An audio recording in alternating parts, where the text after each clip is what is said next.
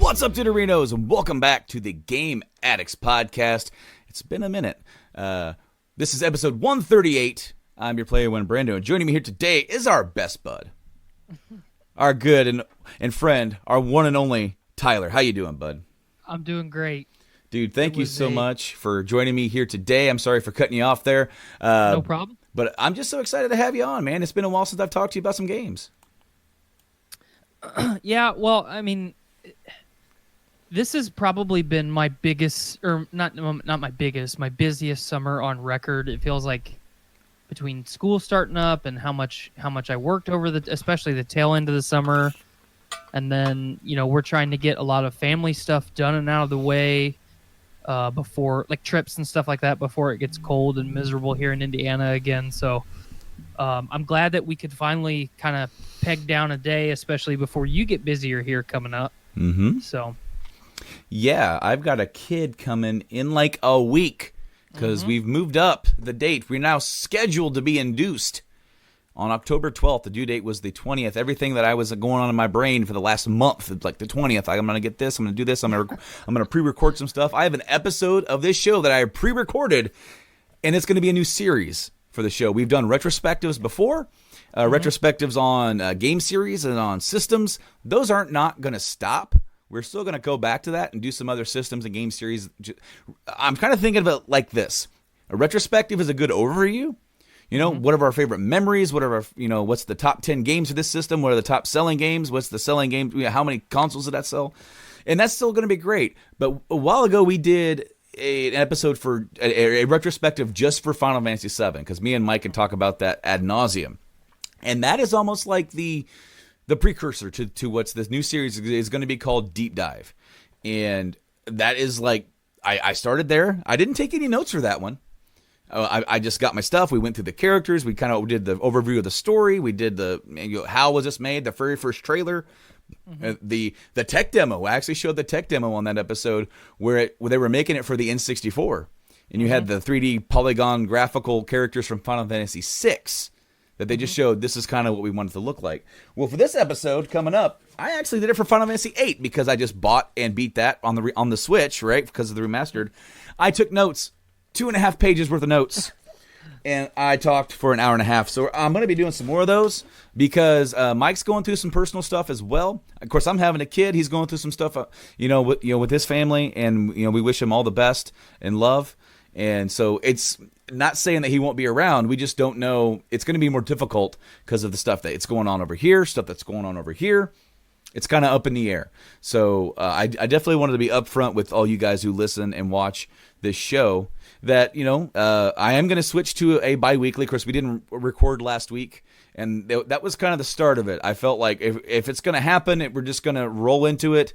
We're going to have a good episode, a great episode today with Mike on our minds, and, stay tuned because there's going to be some different stuff coming your way while things kind of change around here. My household's going to change. Things are still going to be happening. I'm still dedicated to the show, and I'm still going to be putting stuff out. It's just going to be a little different. So really looking forward to seeing what all kind of comes from that because there's some cool stuff on the horizon. Tyler, it's been a while since you and me have talked some gaming. A lot of stuff has happened since E3.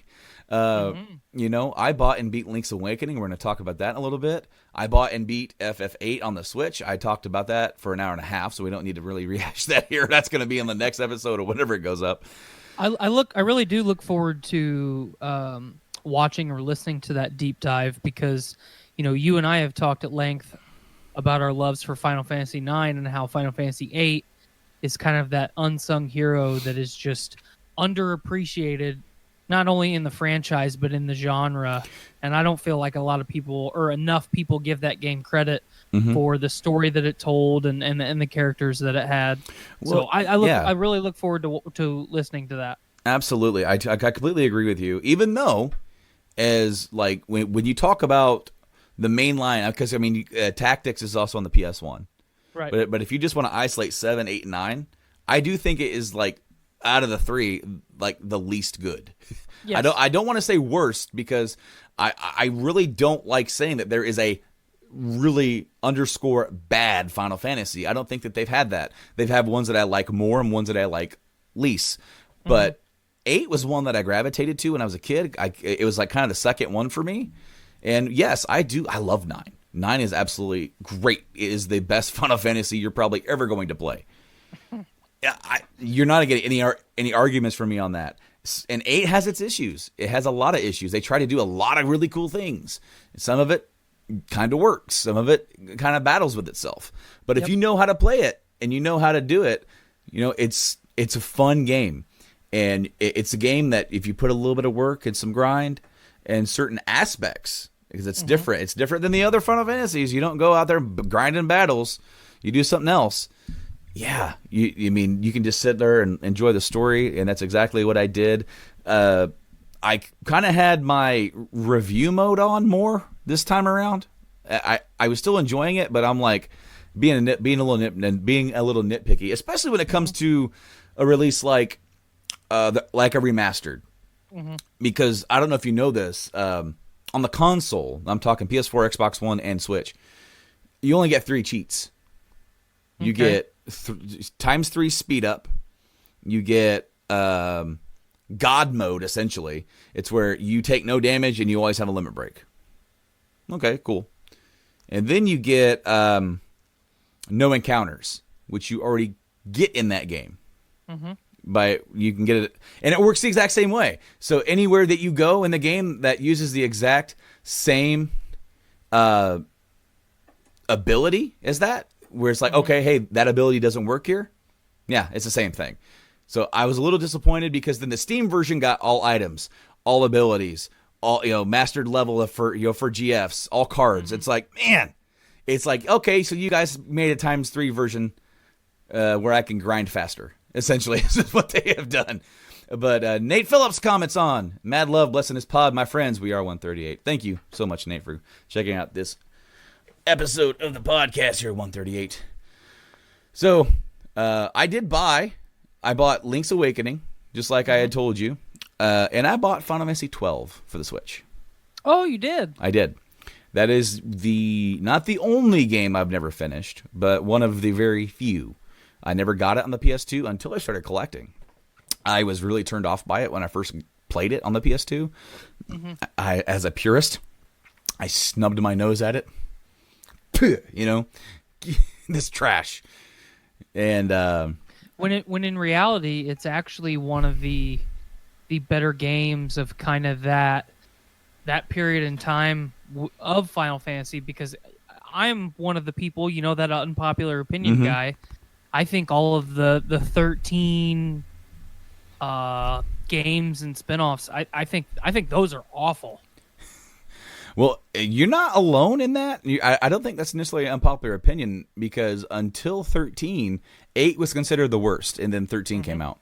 And from what I understand, 15 is kind of mixed. There's people who love it, and there's people who don't like it. But it's not getting the hate that 13 got. Yeah. 12 kind of flew under the radar because it kind of came out in that cusp of end of PS2 life, just like God of War 2 or something like that. It was like right there at the very end, and right when the PS3 was coming out. And it's funny because you would think I would be into it, having had just played Knights of the Old Republic, and how Final Fantasy 12 is very similar to that in a lot of ways. Oh yeah. And I'm just like, except a lot prettier. It's a lot prettier. Yeah. It's also smoother. And so since I've been playing 12 a little bit on the Switch, and I'm trying not to just I'm going into this with a fresh face, and I'm enjoying it so far. But what have you been playing? It's been a while since we talked about what you have been playing. Enlighten me. I have been playing one thing and one thing only, and that is Horizon Zero Dawn. You finally got to it? Mm-hmm. Awesome. That is still in my back catalog. So I got it a couple months back. Actually, it was during E3. I got it during the flash sale that Sony had. I got it for $10. You know, I don't like buying things, especially games. I don't like buying them digitally. But I could have spent $30 to $40 on the physical copy of the complete edition, or spend $10 on a game that at launch I didn't really have any interest in. Okay. So I started playing it. And I won't spoil anything for you, but because that is a game that is very dependent on you not being spoiled for all the big moments to mean anything. But I did essentially all of the side missions and like errands and collectibles and stuff. I did that 100% before I finished the main story, and then I'm right on the cusp of finishing the main story. I went and did the expansion, and I'm about to finish that. I just about beat the expansion last night after doing all of its additional stuff. So once I finish the expansion, I'll pop over and then finish the main game and finally check that big box off my back catalog. Hell yeah. I bought that actually last Black Friday. I picked it up. I think I picked that up. Detroit Become Human, and something else. Man, what was the other game I picked up? I know I picked up 3 because I ended up getting them all for like $30 or $40. I think Detroit had just dropped down to like 20, and then I got Horizon. Oh, it was Uncharted Lost Legacy. Yep. I got that Horizon and then Detroit, and I paid $40 for all of it. Yeah, that's not bad at all. Yeah, that was like a GameStop deal or something. But dude, yeah, I want to play it. I really do. But after beating 8, I'm still in that Final Fantasy mode, and I saw that was on the Switch. So check us out. I got Final Fantasy 12 for $35, brand new. Okay. And it's normally $50. And I checked. I was just looking online, and at Walmart.com it was $34.99. So I'm like, okay. So for my birthday, I went to go pick that up. Well, they also had Link's Awakening for $50, and they have 1 copy left. That's destiny right there. So I said, "Oh, I didn't know that was only $50. I thought it was going to be a normal $60 game." And she goes, "We only got 1 left. Why don't you grab it?" And I'm like, "Don't tell me that. You cannot tell me that, because I don't have the self-control to say no. I can't stand up to you, woman, when you're trying to give me what I want." Right. Well, and Skylar, you know, my birthday's coming up at the end of this month, and Skylar is notorious for saying that I'm the hardest person to buy stuff for in all of humanity. When every year at like the tail end of the summer, her and I sit down and I legitimate on pen and paper, like in a spiral bound notebook, I have her write out a list of the item or items with the price and where you can buy it, like in order of importance, you know, most important to least important. And we were talking about some of that stuff here recently. Man, I almost had a mini stroke there. But you're talking about these Switch pickups, and I think if I don't get it for my birthday, maybe I just might buy it for myself. I think Octopath Traveler might be the next game that I purchase.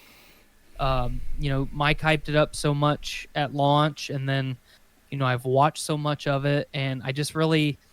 You know, I was really ecstatic when I got my Switch for Christmas last year, but I just don't.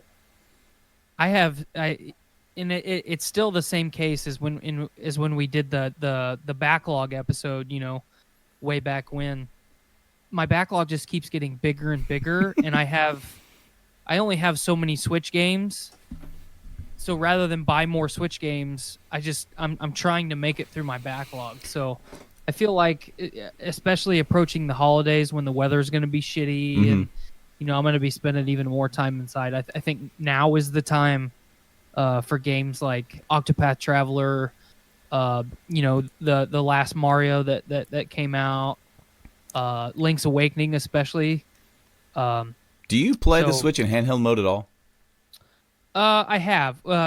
When I played Let's Go Pikachu, I played it almost exclusively in handheld mode. Because you didn't want to do the motion stuff. Mm-hmm. Yeah. Yeah, it really frustrated me. You know, I docked it, and you know, I got my Joy-Cons out, and I'm like, okay, let's catch some pocket demons, and I mean, it's like Vietnam flashbacks to the Wii.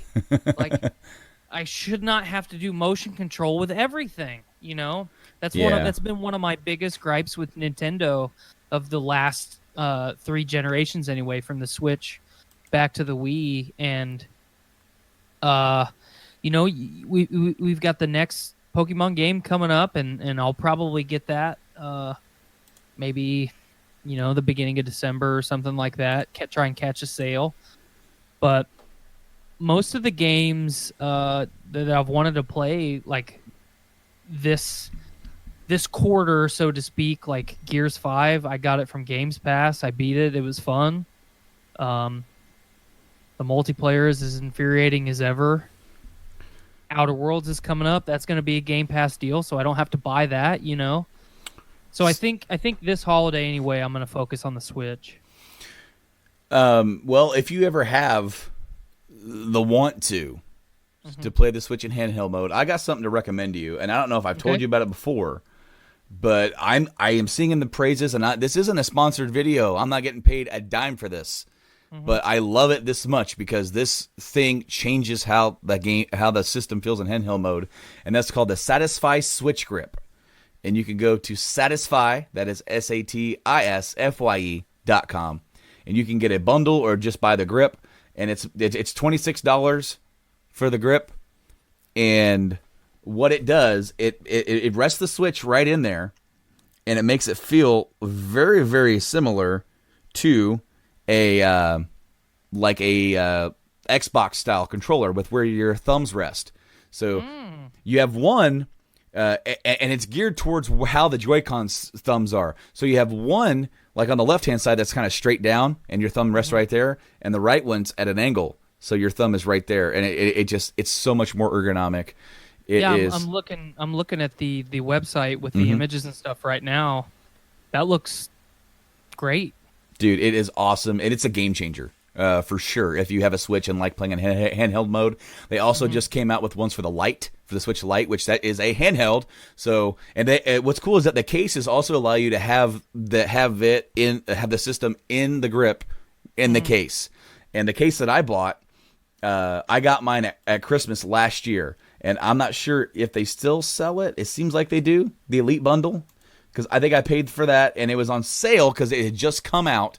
I got the Elite Bundle at Christmas for like $40, and then I also, since I was already spending $40, I also threw in the, they have one for like the Joy-Cons. So like the little Switch dock controller grip that they give you when you're just sitting on your couch and then it's docked. They have one for those too to make those feel better if you don't have a Pro controller. And that one's only like $20 or $15, $20, something like that. But for the Elite Pro bundle, you get the case, you get joystick covers, which makes the joystick stick out a little bit more, and also have a concave, kind of like an Xbox controller, and they don't slide around. I've had mine on since I got them, and then also they has room in the case. Number one, for your games if you have a lot of games, and number two, underneath everything you can fit a little USB Type-C power dock or power charger, like a portable one, and it gives you a little USB-C cable in there to have it be charging your system like while you're traveling. Yeah, this bundle and the Epic bundle both look incredible, and it doesn't look.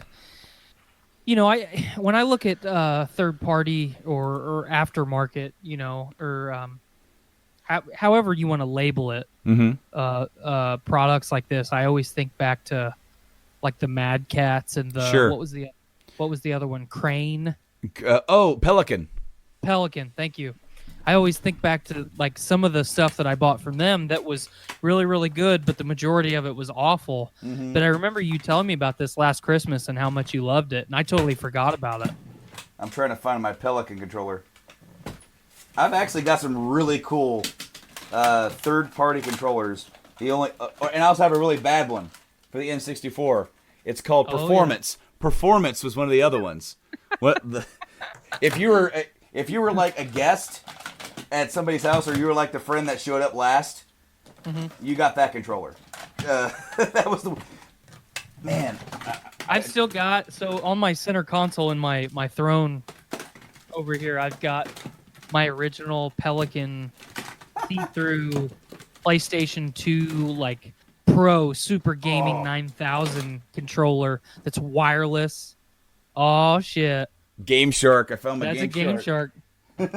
But whenever I'm playing games and Ruby's hanging out with me, she's using that old Pelican PlayStation 2 controller. So we have fun with it. Oh, here's a Pelican. This is a wireless GameCube Pelican controller that I found at Goodwill for $5. I've got one of those, except it's see-through. That was before I actually, went out and rebought. I should say rebought my. I have waterproof Uno cards in here. Hell yeah!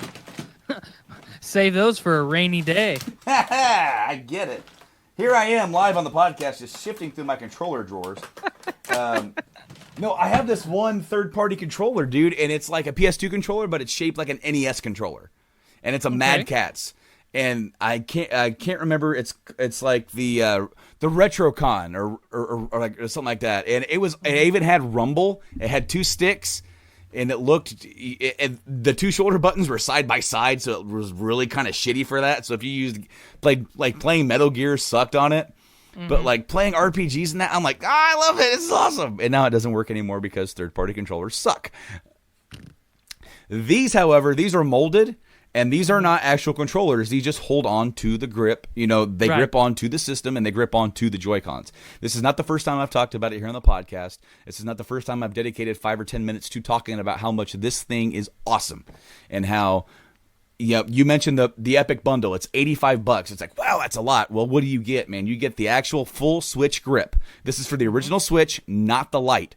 You get 2 cases. You get the bigger case, which what I was talking about, the one that I have. And then you also get the smaller, a little bit more formative case. You also get the USB-C. You get 2 of them.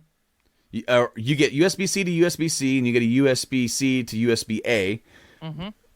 You get 3 sets of thumbstick grips, or change. And you get the regular just Joy-Con controller. That's a lot of stuff to get for $85, and it is worth it. Holy crap, this thing. I love my Switch, and I would play it in handheld mode, like going over to Illinois on road trips, because my wife is like very like, I have to drive because, she has to drive because she gets very anxious when other people drive. So I just let her do it. I don't care. I'm going to sit over here with my Switch. Well, after an hour or 2 hours, man, your hand, trying to get that, you get that handheld cramp. There's no handheld cramp with this. You get a firm grip with it. It doesn't feel super odd or out of place. It feels like it belongs. By all means, come this Christmas, if you want to get some more games for your Switch and you're like, handheld mode, I want to deck that out. As I said, you don't have to get the big Epic bundle. You could choose one of the smaller ones, and around Christmas time, they might have some sales going on. And that's what I was gonna say. If I'll kind of keep it on my radar if I catch a sale. Even if it's a couple dollars. I get emails too, so if I see something, I'll remember to send that your way, because yes, for sure. Because they asked me, because I wasn't the first wave, because I think they started producing them in the summer of last year. I could be wrong about that, guys. But I saw that, like, oh, I want that, and then I kind of forgot about it. And then closer to Christmas, I'm like, oh, that one grip thing, what was that called? And I'm sitting there searching forever, and I finally found it. And it's funny because this year I have one of those too, one of those gaming things that I want to try and get, and I keep forgetting what the damn thing is called. And it's funny because 3 different times now I've gone searching.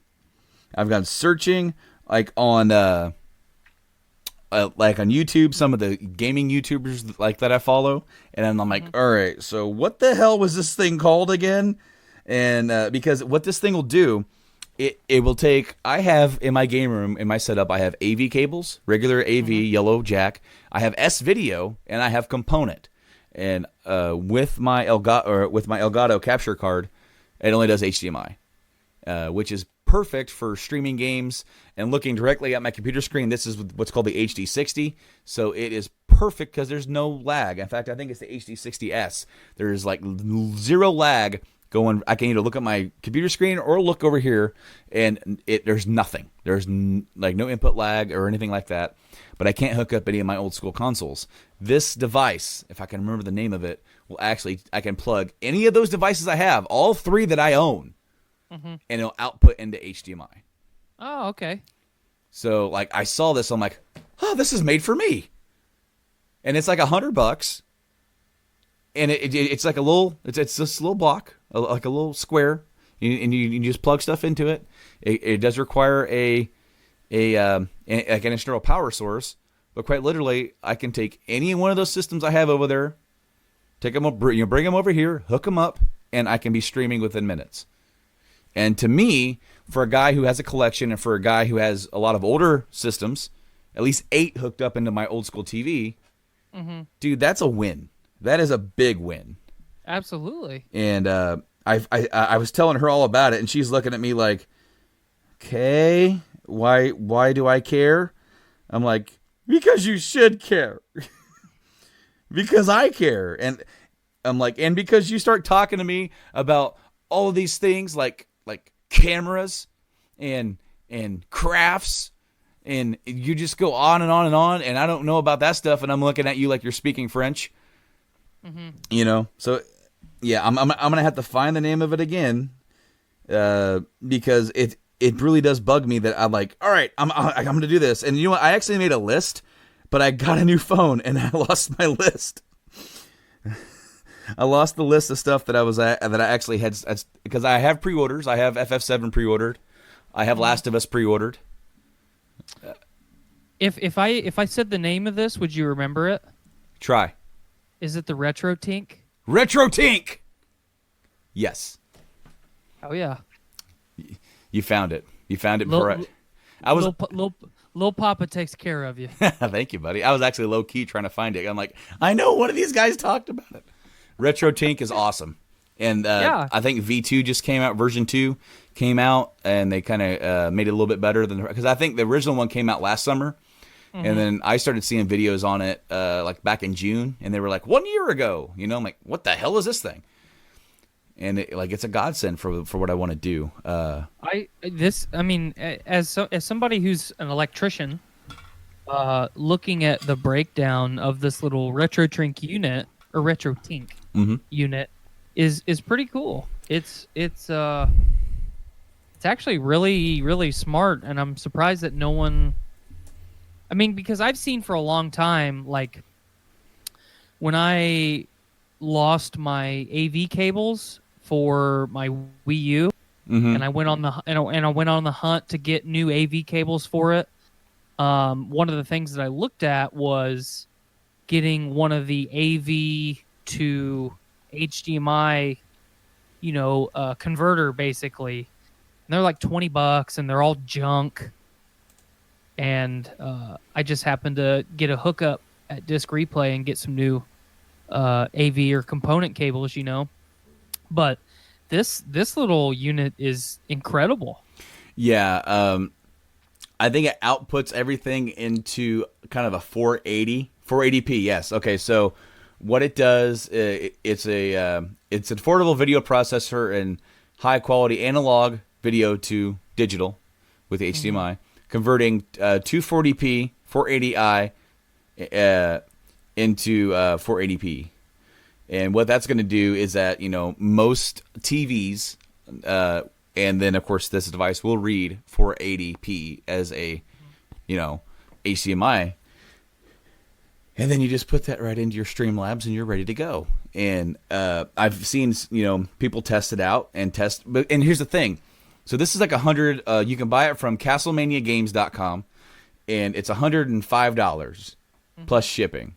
And of course, please note that they make these in batches. So when you order it, you almost certainly are pre-ordering it, and then when they finally get to their date, then they make how many orders they have, and then they ship them out. They do tell you when that is, though. I'm on their actual website right now, and it says the RetroTink 2X. If you buy the one without the HDMI cable, it's $99, and it ships in 2 to 3 days. The RGB to YPB PR transcoder is 2 weeks, and then the ultimate one is 1 to 2 weeks. So they've already got the lead time on there. Like that's good business. Yeah. To get that out up front. Yeah, and I know that when these first came out, they were really hard to get a hold of because they got really popular really fast. Because the alternative to this is using something called the FrameMeister, and that's made in Japan, and they're about $400 now. Wow. They have gone up so much in the last 10 years because what they do is they take all these different now I will say the FrameMeister is better than this device. You do get what you pay for. But you are still overpaying for it because back when they were first like, hey, you guys should get a FrameMeister, they were like $150, $180, and when they take all these different signals, AV, S video, component, and they has a processor within it. It's like a little box. It's this whole thing. It has a processor in it that outputs it to SCART, which is the European high-end quality signal. And then, of course, you get SCART to HDMI. Then you take that out into your TV. And if there's a channel that I follow, and I'm sure a lot of other guys do, it's called My Life in Gaming. And they have a whole series about how to get the best video quality out of this console. And they'll go through every single one. They'll show you side-by-side comparisons. This is it doing this. This is it with the FrameMeister. This is it with... They go... Like, my wife hates it because it's so boring. But to me, a guy who has a game room... And has, I have an old TV. It's not going to work forever. So I'm thinking of, like, what can I do at some other point to play these. I want to play the games on the consoles. I don't want to just emulate. I can emulate. I can do any of that anytime I want. Right. But, no, it's not the same. No, it isn't. No emulation is going to capture anything 100% perfect. And so sometimes you just want to sit down on your couch after a hard day and bust out some retro Aladdin and just get mad and destroy your TV. I mean, it just happens. Yeah, exactly. Did you see that they just re-released that? I did. Yeah. Crazy. Now, they also released the Super Nintendo games for the Switch. So I played and beat Star Fox already on that. I started Zelda, but I haven't beat it yet. Not too long ago, I actually busted out my Nintendo 64. It's right over here in my little cubby of consoles of yesteryear. It'd be really neat if they did a classic version of that. Oh yeah, it was the first time. I think this is my original Nintendo 64. It's the first time that I sat down and beat Star Fox from start to finish. Hell yeah! I've never done it, without putting the controller down, and I just went from one stage to the next, and it was really fun. I forgot how short of a game it was. But I mean, that is like one of my most treasured games from my childhood, because you get a couple friends sitting around the couch, and it's like, all right, man, let's play some Star Fox. Hell yeah! Then you battle each other with that multiplayer thing they had. Yeah. And then you got like, no, I picked the tank. What'd I do that for? Crap. Every time, accidentally pick the tank. Oh, man. So while we're talking old school stuff, I did buy Link's Awakening. I did beat it last weekend. And, man, this game, I really wish, they've really been on a roll with these Game Boy remakes. They did the Samus Returns, the Metroid 2 remake for the 3DS. Then they did this. And they kind of did Pokemon Red with Pokemon Go or Let's Go. Right. Kind of, But, man, no, this game was awesome. It really was. What I really liked about it is how they utilized the extra buttons. And how, because in the original Link's Awakening, you had just two buttons. You had, you had attack and you had your item. You had to keep swapping back and out, just trying to change your stuff around. Now you have the Y and X button are both your items, and then you have, your B button / and your A is, action. And now you can press, like for arrows and bombs, you can press the Y and X button together and shoot bomb arrows. Which I thought was really cool. and it made it a lot better because then you can put the little feather like up onto like the X button or Y button, whichever one you wanted, really, and you could use that just for the jump. And that's what I did. I had that for the dedicated jump button, and then I would have another item selected. So it's a really, really good game. Really good get for about $50 or so. Yeah, so like it's probably not going to go down in price anytime soon. It's probably not going to go down. So these holidays, it's a good game to pick up, and it's a game that you could just kind of like go in, play through. They made the game so cute. They've made Link, and they got these little dot eyes. They look like little toys. My wife's like, "This game looks so cute." I'm like, "Yeah, it does." I picked up Wind Waker for the Wii U, man, around Christmas time when I was still at Subaru, and I actually never played it, so I don't even know if I'm ever going to. I would imagine that we'll eventually get a Wind Waker, version on the Switch. If we don't already.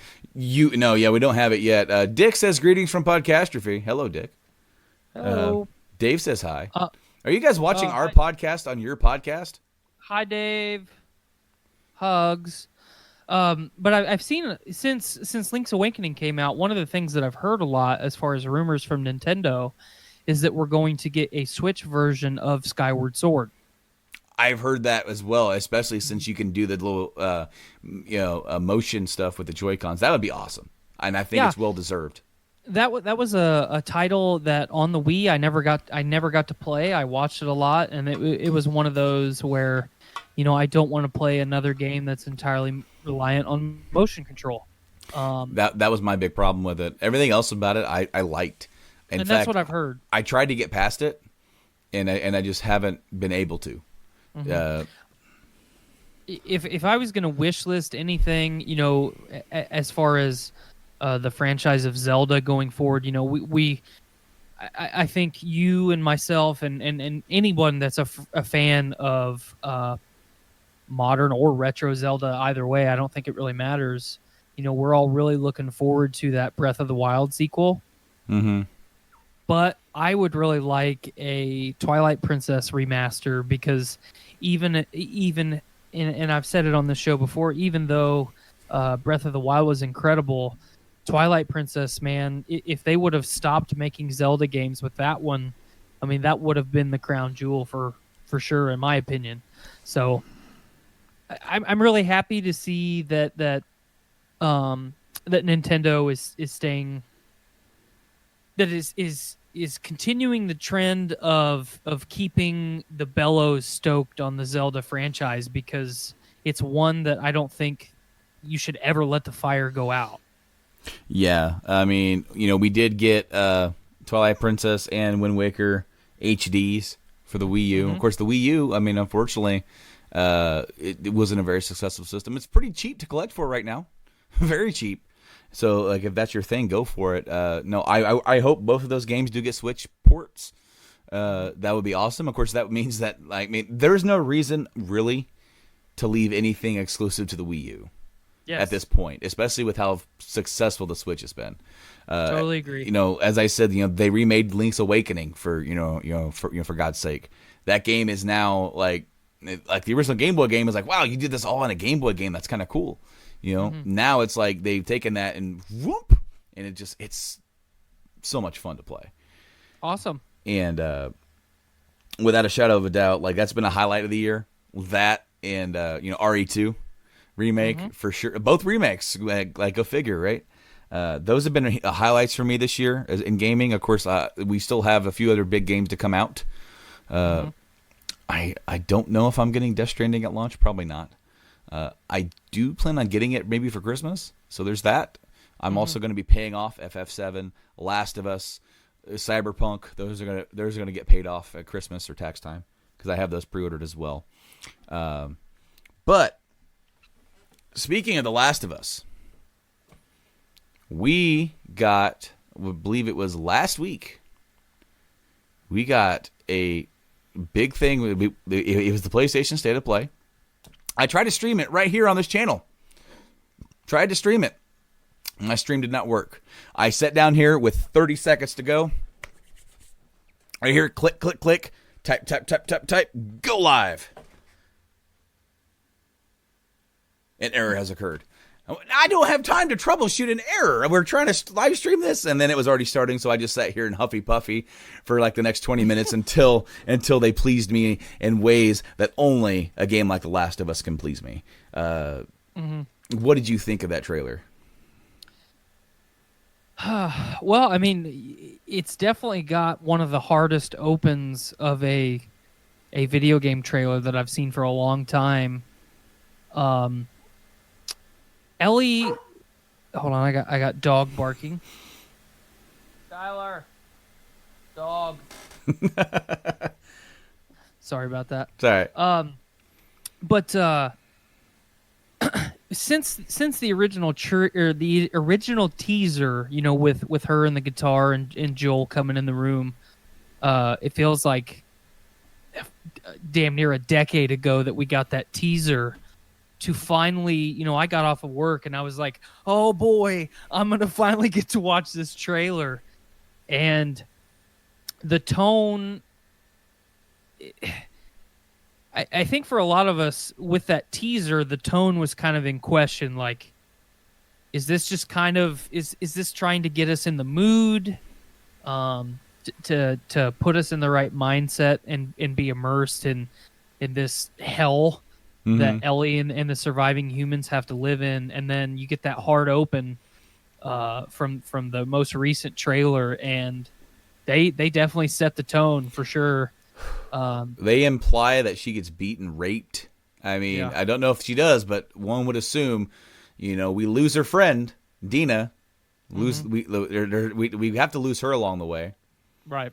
I mean, that, and then what they do to her is probably a good reason why she's out there to kill these motherfuckers. I mean, right. there's no other like clear statement than that, for sure. Well, and especially too, like one of the biggest questions that I had from the trailer was, I get who they are, but who really are they?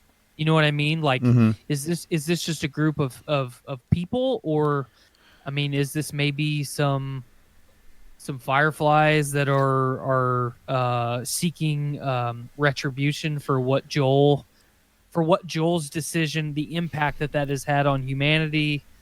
I really look forward to figuring out if there is more to the story than this group of people just being, you know, a group of bad people. Okay, so from what I understand, because the next day or the following day, it was Outbreak Day, which that's the day in The Last of Us that the outbreak began. So a lot of the press got to play a 4-hour demo of the game. It was 2 different sections. It was one section, but both things that we saw kind of in the trailer. We saw like her riding along in the snow, and you know, you're off with Dina doing a scavenge type thing. And then the other part takes place in Seattle. And what they've revealed is that there are multiple factions in this game that you're going to meet. They're like, the people who did this to you are one faction. Then there's another faction, and then there's a faction in the Seattle area. And so there's going to be different groups that we meet, and they're going to have different things going on with them. From what I can understand, Ellie decides to get revenge, right? And she's like, no, screw this. They're all going to... And what I really liked about the trailer is that they brought back Tommy, you know, Joel's brother. You know, he was like the next person that you saw, and it's the same dude, and he's just like trying to talk her out of it. It's like, you don't want to do this. You don't know how big that group is. You don't know what they've got. You know, there's so many unknowns. She's like, you're not going to stop me. Well, and one of the things that I really liked about seeing Tommy is, I mean, seeing Ellie age in this time gap, you know, it's noticeable. Seeing Tommy and Joel, seeing how they have changed in this time gap, Tommy and Joel both look rough. Well, and as you said, think about this hell world that they live in, and how that has to age people fast. You know? Oh yeah. I mean, just the stress alone. Yeah. I mean, and they seem to be having a really good thing now. All, like 5 years later, the community that Tommy was building in Jackson, they've really grown, and they have a lot more people. And what was hinted at the E3 thing that we got, where like that one dude's like, your old man laid into me pretty good today.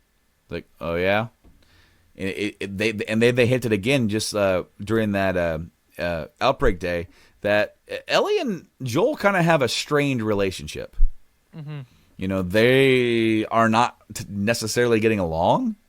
I wouldn't say that they hate each other by any, like, but they haven't said why yet. And I can only assume that there is still some resentment.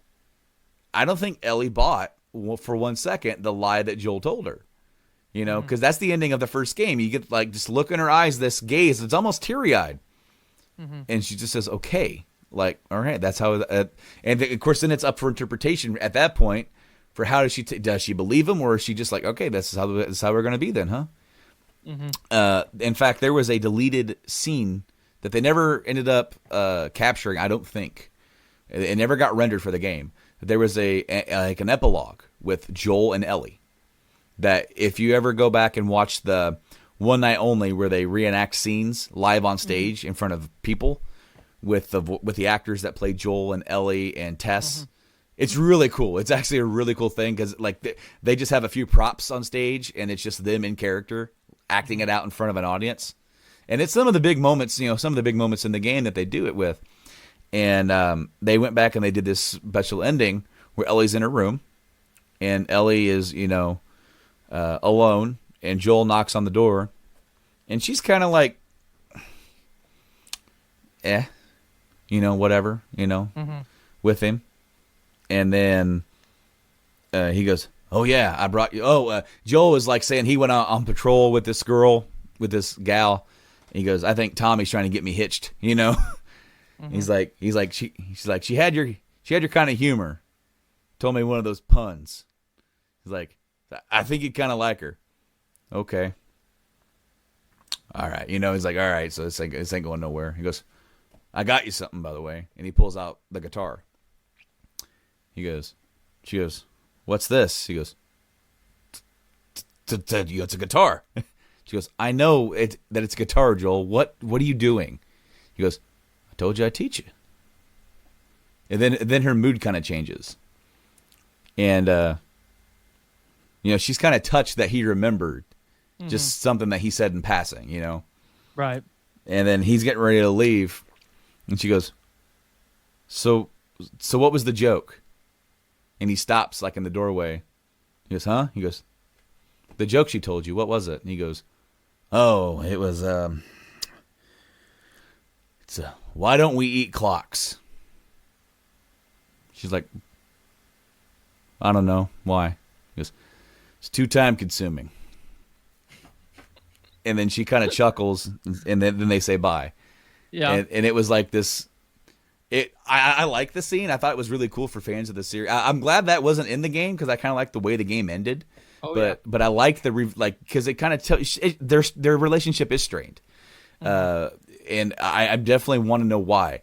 And honestly, if I could be completely honest with you, I really hope that the Fireflies are freaking done. And that after that whole thing, they completely dissolved and fell apart, maybe splintered into different groups. And that the only thing that we see of them left are their little spray-painted logos, just as a reminder.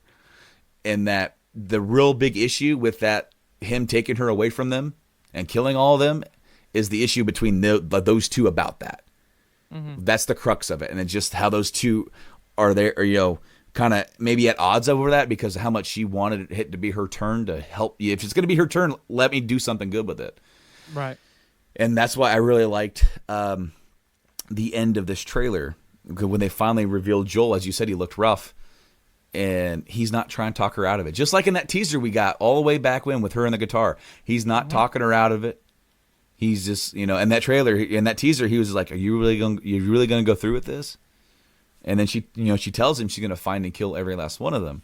And then here she's like, "What are you doing here?" And he's like, "You think I'd really let you go through with this on your own?" He's not there to stop her. He's there to make sure that she doesn't get killed in the process. Right. And that to me speaks volumes because it tells me he knows where she is. he's felt what she's felt. Mm-hmm. And he knows she's hell bent, and he's not. Nothing he says is going to stop her. Mm-mm. No, and I absolutely love that about the character.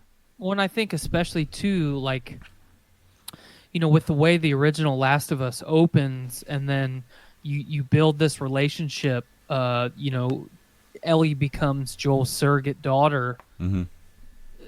Joel, in the trailer, when you go through that entire journey with Joel and Ellie, you realize that Joel will stop at nothing to prevent the loss of his daughter ever again. He never wants to relive the night that we get to play through in the opening game. Yeah, he'll never let it happen again.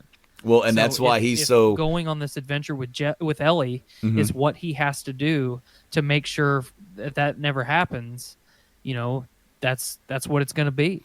And that even though he's old and grizzled and kind of a silver fox now, I mean, I bet Joel can still throw a punch for sure. Oh, I bet. Now, see, that's also why he was so reluctant to get close to her. Mm-hmm. Because what it says 20 years later, right? Right. Right. And what was 20 years later? It's his birthday. His daughter was killed on his birthday. Right. Or like the following morning or whatever it was, however late it was. And so that's a reminder he gets every single year. I mean, you would relive it anyway, but the fact that that's tied to something that's like, wow, that's my birthday. And you relive it. And he wants to be alone. When we see him 20 years later in the first game, he's alone. He's laying in bed. Tess comes back, and he's like, where you been? She's like, you wanted to be alone, remember? Yeah. Okay, whatever. Don't want to talk about it. And then over the course of the game, his tone with Ellie changes completely. And here we are, as you said, he's never going to go through that again, ever. It doesn't matter what it takes, because guess what? He's already been the bad guy. And he has the capability to go back there, just like he stabbed that dude in that kneecap. And that's what I loved about his character, is that, a lot of people are saying, he's the good guy, he's the bad guy. And I really don't think there really is a good guy or a bad guy in The Last of Us. Not really. Because Joel is doing, to save his daughter, Ellie, the same thing that I would do to save my kids. If people had taken my kids and I knew that they had taken them, I would, I don't know what I would do to get them back. It would probably whatever you had to. Exactly. And I love that just for that moment in that scene with those two guys that he's interrogating, you see how dark and how bad Joel is willing to go, and has probably gone in the past just to stay alive. Oh yeah. And so that's a place he knows exactly. It fits him like a glove, Even though for the majority of the game we really don't see that part of him, it comes out. It comes out when her life is threatened. Okay, grab it. We got a special guest momentarily. Oh, that's cool. My special guest, he didn't make an appearance this week. I thought he would have, but I guess he's already in bed. He must have lost that privilege tonight. Maybe he's being a little shit. Maybe. But I think, the voice acting cast of The Last of Us with Ashley Johnson and the rest of the cast, they have all not 100% made these characters their lives, but I know for a fact, at least as far as Ashley Johnson goes, I mean, she has devoted herself 100% to the character of Ellie. And one of the things that I really, really have enjoyed about Joel and Ellie's relationship is the fact that Ellie knows that she can't be infected. Joel and Tommy and everyone else constantly has to worry about doing everything they can to not, become infected. Yeah. And then put everybody else's lives in danger. So I really like that even though Ellie is 5 years older, we're still seeing that hothead, that she's brash and she's like a piano string wound too tight. Just one more turn and she's gonna snap. And in the trailer and everything else that we know of so far, the piano string finally snapped, and there's no putting it back together, at least right away. Oh, absolutely. So, Absolutely. I'm super, super excited. Yeah. What you said about them making the characters like their own, they totally have. They absolutely have. And it's like, it's even to a point where like I remember watching like the making of, and they talk about this one scene. It's the scene that really like cemented these characters for them. And it's the scene where Joel and Ellie are talking inside the ranch house when they finally bring up Sarah. And Ellie's like, everybody in my life has left me or died. Everybody except for you.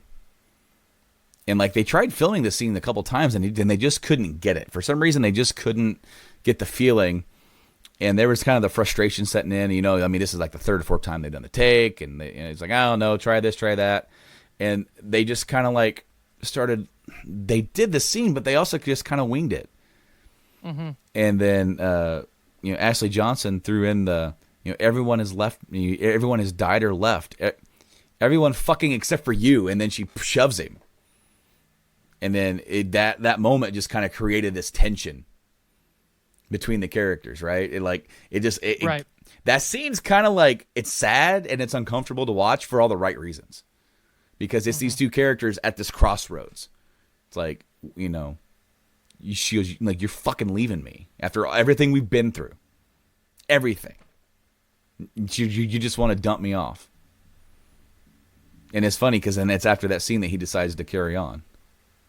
Right. And then they're a little bit different with each other after that. Like, all the little like dialogue stuff at the university. That's a lot of it's optional. And they're just chatting. They're just talking about life and college and what you do and party and find yourself. What'd you want to be? Huh? When you grew up, like, what did you want to be? A singer? No. Get the fuck out of here. Sing for me. I don't think so. I love it. Their whole dynamic changes, and I can't wait to see how it changes for this one. And I know a lot of people are like, "Oh, Joel's gonna die." I hope he doesn't. I hope both of these characters make it out, and we get to see the next evolution of those two characters together.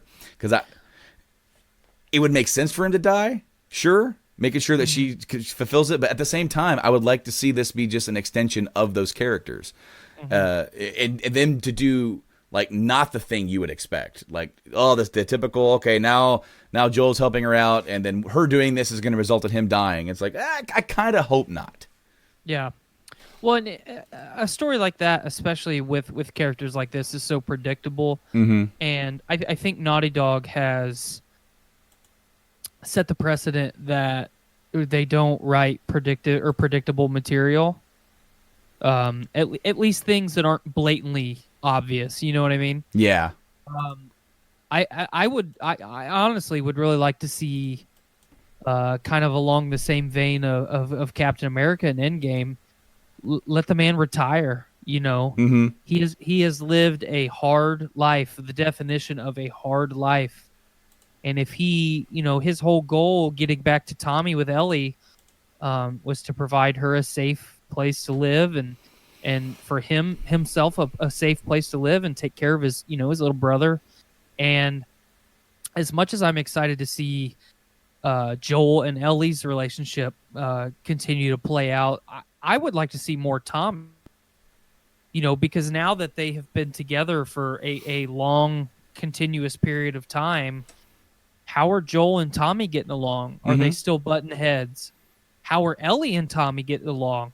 Is Ellie a little bit too abrasive for Tommy to kind of grasp and control? I mean, I'm sure that some of Joel has rubbed off on Ellie, and that's you've already got Ellie the way that she is. You start you start salt baying in a little bit of Joel's personality, and that's a pretty abrasive person. Did you watch any of the gameplay stuff? I watched a little bit, just a couple minutes. So things that they've added to the gameplay is that you now leave a scent, and dogs can track you. So when you have hearing mode on, listening mode, you'll actually see your trail. And that way you can try to move around and get where you need to go. The dogs are pretty sensitive. They will pick up on you pretty quick.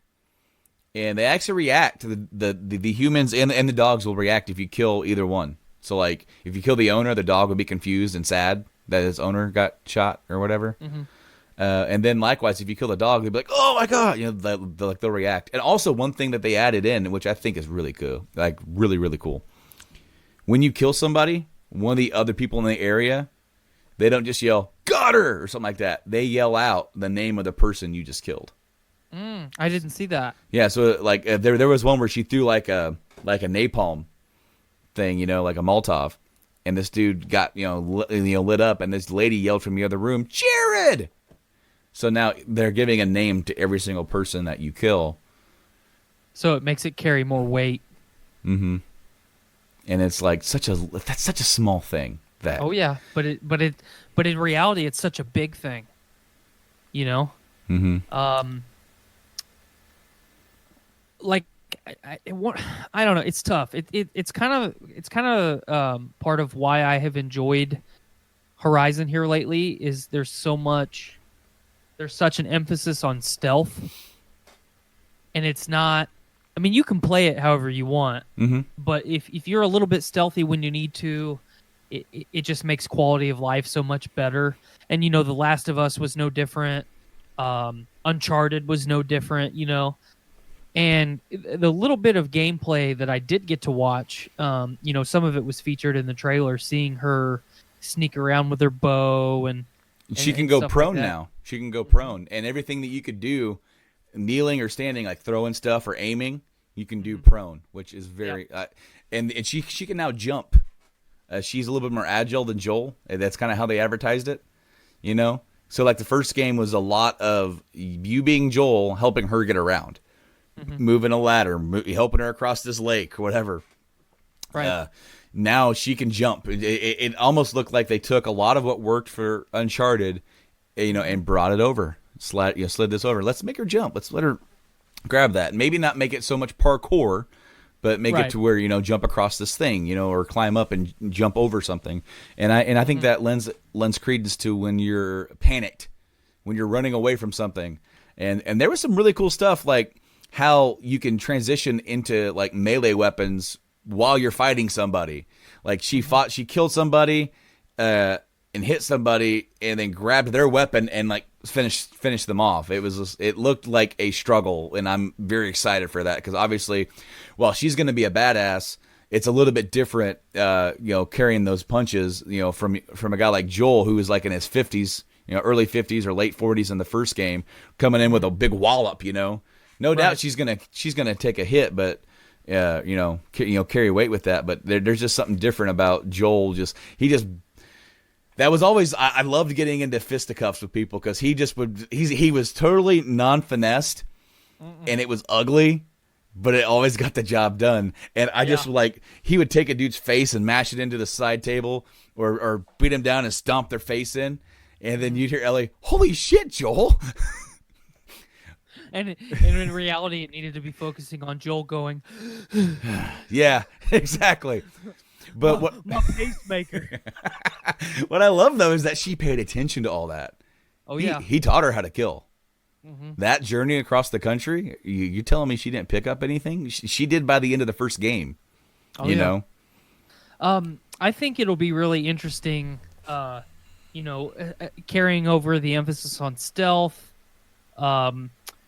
Through the trailer and what little gameplay that I did get to watch, a lot of it a lot of the shots were of Ellie getting hurt, and every time that she got hurt in those images or that the string of images, there was so much emphasis on this legitimately fucking hurts. You should feel bad for me right now, and the level of realism that you're getting, not just from Ellie, obviously all the characters, but some of those, like I saw a couple like breakdowns of freeze frames and still images from parts of the trailer, and you look at her body language based on a wound that she has with her facial expression and like individual like wrinkles and like if I frown or if I grimace, individual little wrinkles that legitimately should be there. So I can't stress enough how excited I am about this. I feel like we only talk about Naughty Dog when something big like this happens. When in reality, they're one of the few studios that I feel like should be talked about all the time. I completely agree. They have consistently put out quality products for like the last 10 years. Oh yeah. It's nuts because and they're also very consistent. They're very consistent and they work hard.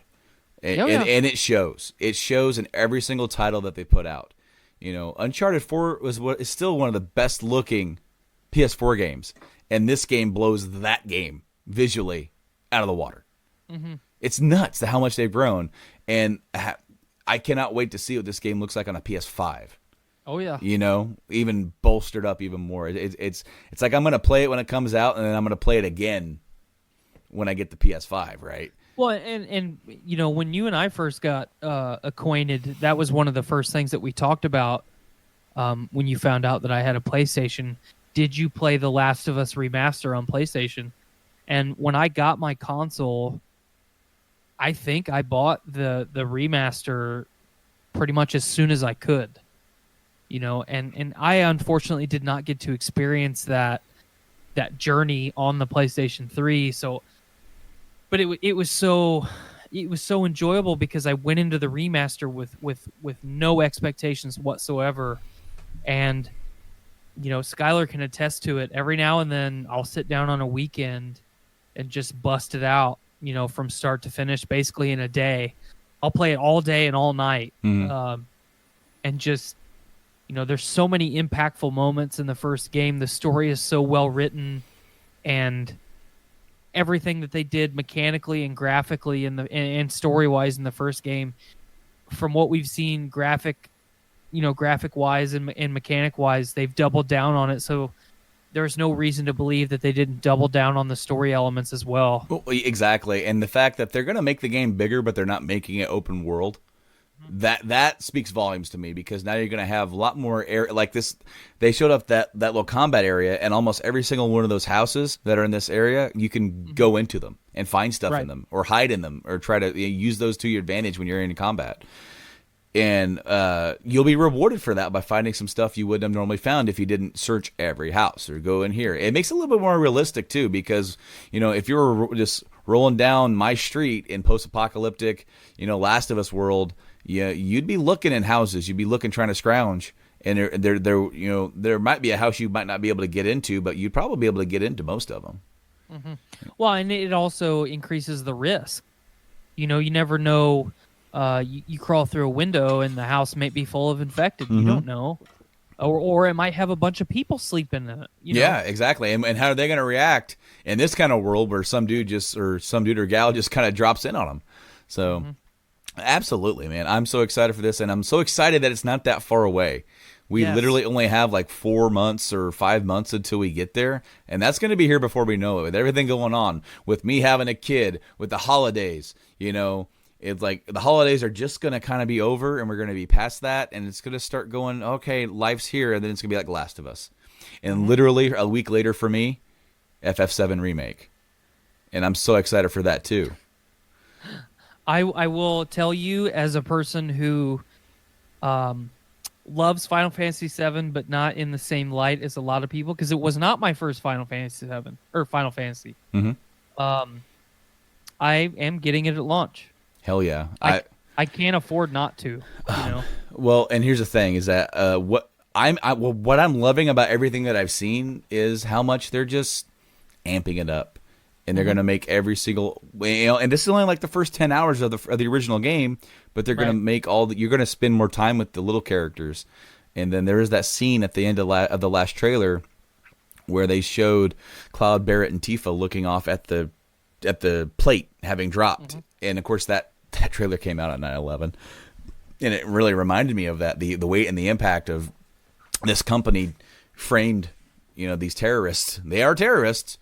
I mean, let's not cut hairs. They were terrorists blowing up these reactors, and they framed them by blowing up their own city, just to get rid of them. Right. And just blame it on them. And they killed, thousands. Possibly even tens of thousands. And it's going to make that scope mean so much more. And that's going to be the tipping point in the game, where it's going to carry so much more weight. You lost characters that you've been with. You've lost thinking about all the different innocent people who you didn't interact with. All these people are dead. And it's because of this corporation. And I cannot wait for it. It's absolutely one of my most hyped games. There's going to be almost no way that it can live up to the hype that I personally set it at, but they're getting damn close to what I think it should be. And to have that, have Last of Us Part 2 and that game, like I'm going to be still emotionally tired by the time I start FF7. I was hoping, the original rumors that Last of Us Part 2 was February 28th, and I was like, oh man, that's going to give me like 3 days, because I'm going to try and get that week of FF7 off. That way I can get it. I can be here starting it when it arrives at my front door from Amazon, and then, be playing it for the next 3-4 days straight. Do we have a rough runtime estimate of what the first installment of Final Fantasy VII is going to be? The only thing has been a rough average of what they've been saying is that they wanted to make, they've taken just the Midgar section and they wanted to make it its own full-length Final Fantasy experience. And they just estimated, like, you're thinking an average of 30 hours. That's what we're trying to do. So, 30, 40 hours. If you do all the side stuff, 45 to 50 hours, sure. Maybe. Yeah. If you grind, maybe a little bit more. Mm-hmm. Well, that's cool. And I mean, it's not going to be a big Skyrim 100-hour opus. It's gonna. I like how they're going to make their game. They're going to do their thing with it, and they don't even know. They haven't. If they know, they haven't released how many parts the whole story is going to take place in.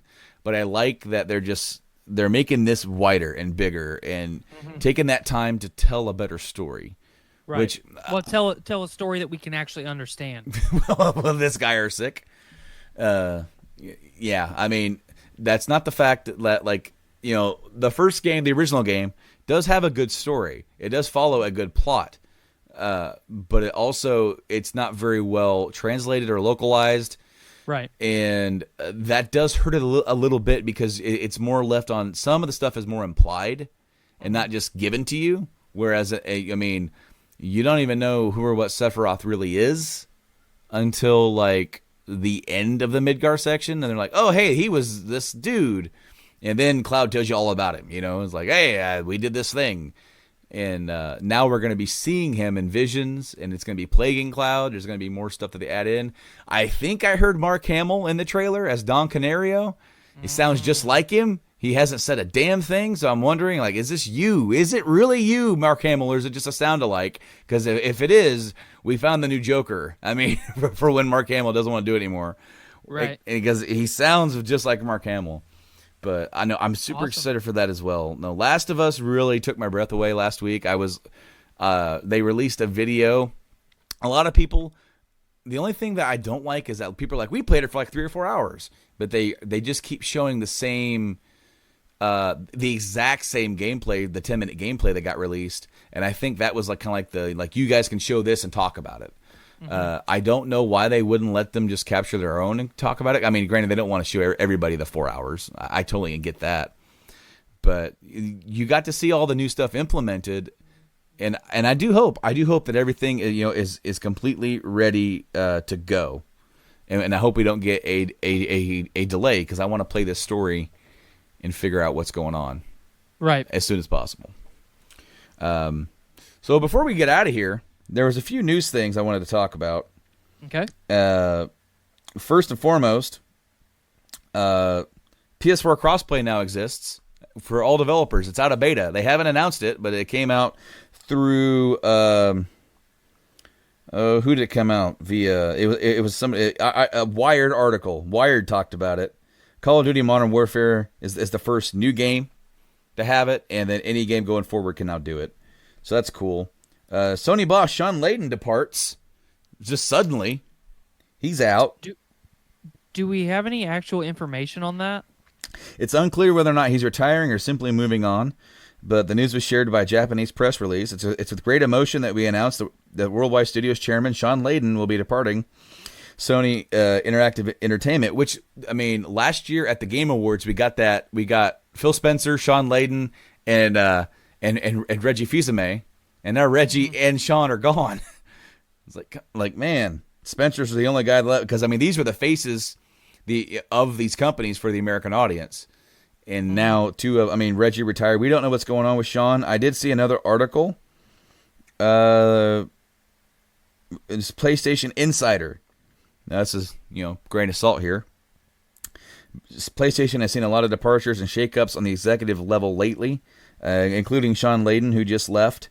And he had also been at Sony for over 32 years. Wow. It's a long time. That said, upon the announcement, rumors of scuttlebutt of a power struggle within PlayStation hierarchy, particularly between Layden and PlayStation head honcho Jim Ryan, emerged. These reports have been making their way around the internet for a little bit now, but then his departure brought them back under the limelight. Layden's departure, according to this new report from GameDaily.biz, who spoke to an employee at a major third-party publisher with direct knowledge of the situation. Quote. According to the confusion and turmoil within PlayStation is seeping out into its operations. Apparently, Sony's global reorganization is causing problems, in which is turn making issues for the PS5. Quote, this is the least amount of clarity we've ever had on a new console this close to transition. I believe that the global restructuring is exponentially exacerbating an already difficult process of transitioning to a new generation, and now we're getting nervous. So, I don't know. There seems to be a new console coming out. There's a lot of shakeups, and maybe there's not enough communication going on.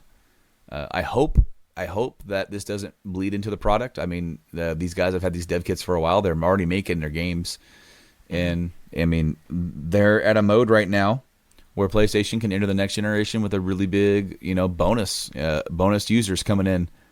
Well, and anything hardware related should already be 100% taken care of. Yeah, you would think. It would just be the kind of communication that the Sony would have with its third-party developers with this new console. Right. Other PlayStation news. PlayStation Now price drops. It cuts in half to $9.99 to compete with Game Pass. And it launches, the prices are effective as of October 1st. And they now have dropped down to $10 a month. And down, the yearly cost is now $60 compared to the previous price of $100. And then joining the PlayStation Now catalog of games, now you can download all the PS4 games to your hardware, and you stream the PS2 and PS3 titles. That's still the case, but you can now, joining the PS4 catalog, are Grand Theft Auto 5, God of War, Infamous Second Son, and Uncharted 4. Okay. It says these games will be available from October 1st until January 2nd, which I don't know why you would just cycle them out that quickly, but okay. I would hope that if you had it downloaded, you wouldn't have to get them again, but I don't know. Right. Grand Theft Auto Online is included, but only for the downloaded version. You can't stream that and go online with it, I guess. Mm-hmm. Nintendo is already working on a new Nintendo Switch Lite because of the. I saw that today. Because of the Joy-Con drift. The drift exists in this model, which I kind of figured it would because they've been making this new Switch model for a while, and they didn't really address the drift model or the drift thing from the original one until just 2 months ago. So apparently they have filed a new patent under a model which is BKE HD H002, and the light is the 001. So that doesn't say much other than they're working on something new. Right. I haven't encountered any drift with my Joy-Cons. I haven't either. Now, a lot of people have. I'm not saying it hasn't, and Nintendo will fix them for free. You send in your Joy-Cons, they'll fix them. But I even watched a teardown. I can't remember who did it, so I do apologize. The YouTuber's name escapes me at the moment, but I'm sure you guys probably know who I'm talking about. But he tore it down, and he showed you, hey, this is the same Joy-Con component that went bad. So, and it's funny, he released that, and then literally like 2 days later, this came out. Or like the whole like, hey, people are having drift issues. And he got it and did that teardown like the first day or first weekend. So, and within a couple days, people already experiencing drift. That's kind of bad. Yeah. And lastly, do you want to play a little game? The top 10 best-selling PS4 and Xbox One exclusives. And it's going to be a little bit difficult, maybe. But what we also have, we have the exclusives, and then we also have the overall. So that's kind of more telling. So, what do you think is the number one top-selling PS4 game?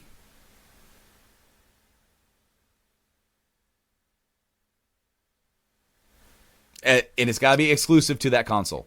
Exclusive. God of War? No. You're close.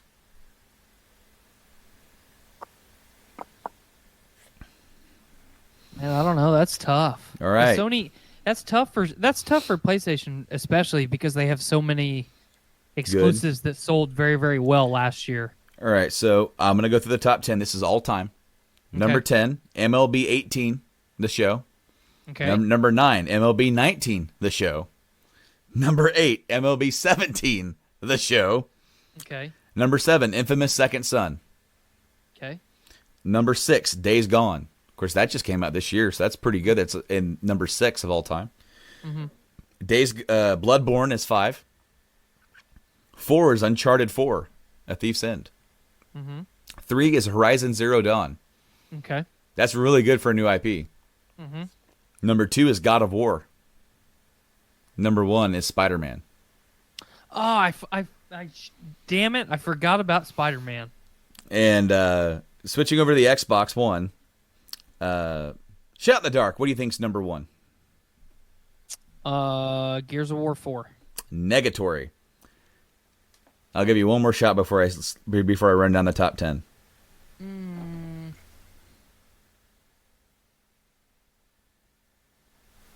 Forza something.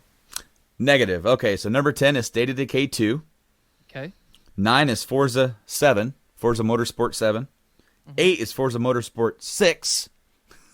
7 is Sea of Thieves. I almost said Sea of Thieves right there. Yeah. 6 is Forza Motorsport 5. 5 is Forza Horizon 4. 4 is Gears of War 4. Okay. 3 is Forza Horizon 3. There's a pattern here, isn't there? Yeah. Number 2 is the Halo, the Master Chief Collection. And number 1 is Halo 5, Guardians. See, I didn't think Halo 5 sold very well. That's why I didn't pick it. Otherwise, it would have been a give me. It is a number 1. Now, the top 10 overall best-selling Xbox One games. There's only one game, and I'm just going to spoil it, kind of. The number 1 best-selling game for Xbox One is also the number 1 selling game for PS4. Red Dead Redemption 2. No. Same company, though. Oh, Grand Theft Auto. That's the duh. So, number 10 is Destiny 2. This is for the Xbox One. Destiny 2 is number 10. Call of Duty Advanced Warfare is number 9. Star Wars Battlefront 1 is number 8. The better of the two. Number 7, Battlefield 1. Number 6, Call of Duty Infinite Warfare. I'm noticing a trend. Every single one of these. Number 5, Red Dead Redemption 2. That's awesome. Number 4, Call of Duty Black Ops 4. Okay. Number 3, Call of Duty Black Ops 3. Number 2, Call of Duty World War 2. Awesome. That game was awful, by the way. Awful. Awful. Never really have have played the Call of Duties. I did get Advanced Warfare because I have the Advanced Warfare Xbox One. I think it looks awesome. And I even tried playing some of the campaign. And I had some fun with it, playing the campaign. It was like, okay, it's an action movie. It's an action movie game. Number 1, of course, is Grand Theft Auto 5. Now we're going to switch over to PS4. And I already told you what the number 1 is. This one is a little telling. You see some of the same ones, but not in the same order, and there's a couple different ones in there as well. Number 10 is Battlefield 1. Okay. Number 9 is NBA 2K18. Sports. Sports. No, number 8 is God of War. Notice this. The Xbox top selling of all games, none of the Xbox exclusives are in the best selling. And I mean, a lot of these games were released before the Game Pass thing kind of started to trend in the last couple of years. Right. But God of War made it to number 8 of all time across the board for the system. Since last February. Yeah. Number 7, Call of Duty Infinite Warfare. Number 6, Marvel Spider-Man. So Spider-Man is another exclusive. You can only get it on the PS4. It's the number 1 selling exclusive of all time, and number 6 across the entire board, dealing with the Call of Duties and everything. That's crazy. Yeah, that's great. Number 5, Call of Duty Black Ops 3. I had to count the number of lines because the next one is Black Ops 4. No, number 4. Okay. Number 3, Call of Duty World War II. Number 2, Red Dead Redemption 2. And number 1, Grand Theft Auto 5. Interesting little stats there. And, as I said, it's also interesting to note that Sony, PlayStation, has 2 of its highest selling exclusives of all time cut into the fat of the yearly sports games, yearly shooters, which is great news for the studios over there at Sony. And I can only hope for the same kind of success for Last of Us Part 2, because who would have thought that a God of War reboot would have been that successful? Who would have thought that Spider-Man would have been that successful? I mean, it's Spider-Man. It's going to sell regardless, but that successful? Well, I think, not to go too deep with it, but one of the things that I think helped this last Spider-Man game so much was you have fans like you and myself that the nostalgia factor hit real hard when we thought back to playing the Spider-Man game on our PlayStation 1. And you're web slinging around New York, and you've got Stan Lee constantly chiming in about what you're doing. That may not be the case for a lot of people, but that was for sure the case for me. Because there was a lot of days that I sat on my couch or the living room floor playing that Spider-Man game. They did this new one right, man. It was flawless in every way. I was more than happy and even surprised with how good it was. I thought it was going to be good. You and me did episodes like over a year ago, hyping it up. Wow, this game looks great. I hope it's just an ounce as good as what it looks, and it was that in spades. Because what it brought the fun factor. All these costumes. Guess what? It don't matter. Lock them as you go, change them as you want, whatever. That doesn't matter. They didn't care. But the story they told, Insomniac, which Sony now owns, they bought Insomniac straight out, which is awesome. Like now they're like, you with us making this game. Go make the second one now, please. So now we're gonna get that, hopefully even with more money, with more backing. They got the Sony machine behind them, but they were able to tell.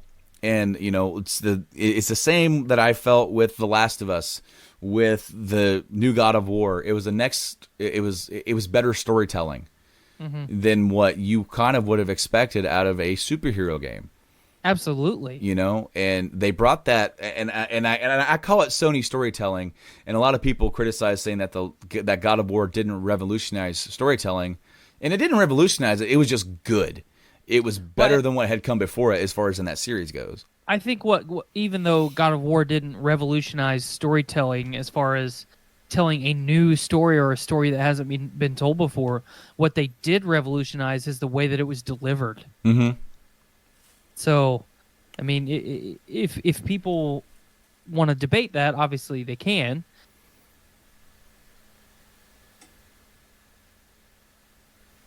The saying goes, in for a penny, in for a pound. God of War deserves the praise that it got. Not because I'm a fanboy. I lost faith in that franchise a long time ago, and the newest God of War game made me feel things and experience emotions that most video games don't allow me to experience. So that's that. No, and I completely agree with you, dude. The level of storytelling, they stepped it up from where that series was once before. You know, they completely stepped it up, and it put that game in Marvel. You know, the Marvel Spider-Man. That story was the best Spider-Man story in any movie, cartoon. And we've had a lot of really great movies, and the Into the Spider-Verse was great. This game is great. We're almost in a Spider-Man renaissance with how many cool stuff we're getting, and it's all different with this same character. And I can't wait to see what they do with it again. And absolutely. And with The Last of Us Part 2, I can only and hope for as much success. That the hype at the first one, the first one. Is at that cusp. It is at that very end, and it got remastered. And a lot of people who were on the 360 that didn't have a PS3, they played it, they loved it.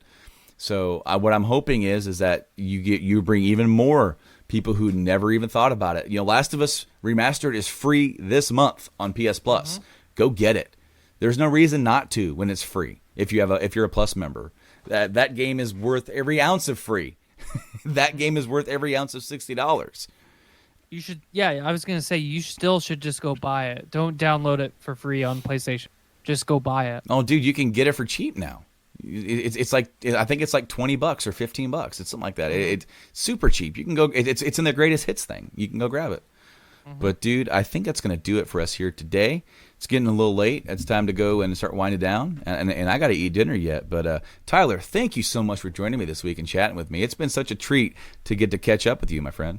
As always, thanks for having me. I like sitting. It's always a great time to just sit and relax and talk video games. You know, you, Mike, and I are also passionate about video games. If I could pan around and show you kind of my setup right now, it looks like you know in South Park the World of Warcraft or the Lord of the Rings episode or it's the World of Warcraft episode where the guy's sitting on the you know, he's got Cheetos all over him. That's basically what my throne room looks like right now because I've been playing Horizon Zero Dawn. Hell yeah. Like so hard. The Baldur's Gate remasters are coming out like next week. Yeah. I'm gonna dive right into that. The Outer Worlds is coming up. That's another one that thanks to Game Pass I'll be able to play right away. I did confirm my Stadia pre-order. So when that gets here in November, you'll be the first one. You and Mike will be the first two that kind of get my review of it. Hell yeah, dude, that's awesome, and I can't wait for that.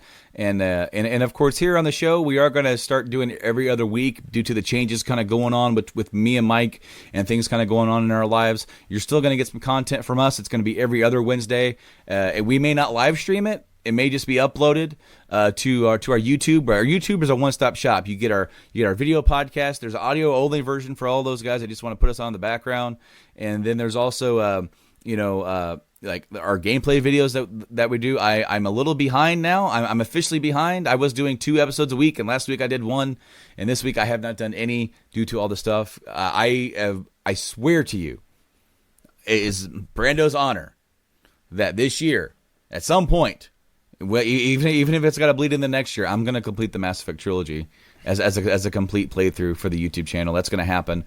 Of course, you can also find us on all the podcast places. Yeah, search your favorite one. We should be there. I've seen our top 3, our top 4 favorites. Our number 1 favorite of people downloading us is Other. So if you have Other, please download us on that. That's awesome. I don't know what Other is. It's all encompassing.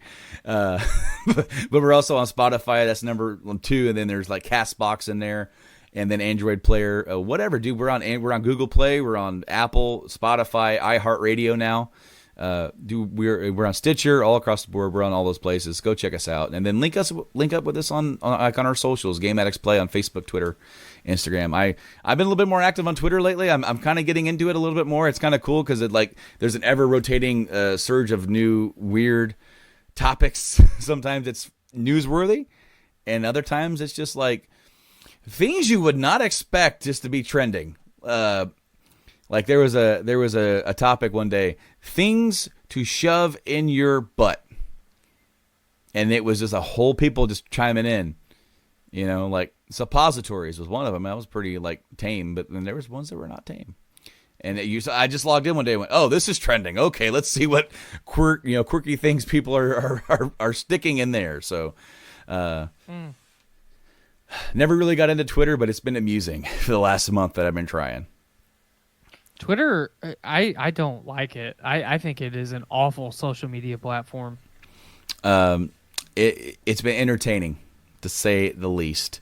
But I mean, if you're pushing a podcast, if you're pushing something creative, it's also a great place to share it too, because it gets around. Right. So I just don't like the amount of spam. There's a lot involved with Twitter. There's a lot. It is 100% spam. I logged into my Twitter the other day just to kind of see, because I follow a lot of influential people on my Twitter. Yeah. And I logged in, and my entire Twitter feed was just spam. I logged on my Twitter, and there was a video playing. Yeah. What are you watching there, Brando? It was coverage about that female cop that shot the dude laying on his couch eating ice cream. She got convicted. She's a murderer. They sentenced her to 10 years. Mm-hmm. So I was watching. There was like a live thing from that, kind of recapping the things that happened today. So I was like, okay, what's going on with this today? And while I was waiting on you, and then I opened it up. I'm like, yeah, I'm gonna see what's going on in the news. Oh, live playing videos like on the podcast. So that's and of course now I'm using this mic, so it was probably like super loud, you know. So apologize if I damaged all of our listeners' ears. Of course, you're hearing different audio from me, so it wasn't that loud for you, Tyler. But yeah, dude, thank you once again for coming on the show. It's always a treat. I can't wait to talk to you again here soon. Hopefully, sooner than later. Hopefully, we can make another chance to get together and talk. But as I said, go check us out on all that other stuff I told you to check us out on. I'm not going to repeat it. Until next time, I've been Brando. He has been Tyler. Oh, I did it for you, but you could do it. You do it. That's okay. He's Brandon and I'm Tyler. You did it too. Okay, awesome. Anyway, this has been episode 138 of the Game Addicts podcast. Until next time, guys, see you later. Game on. All that good stuff. Later.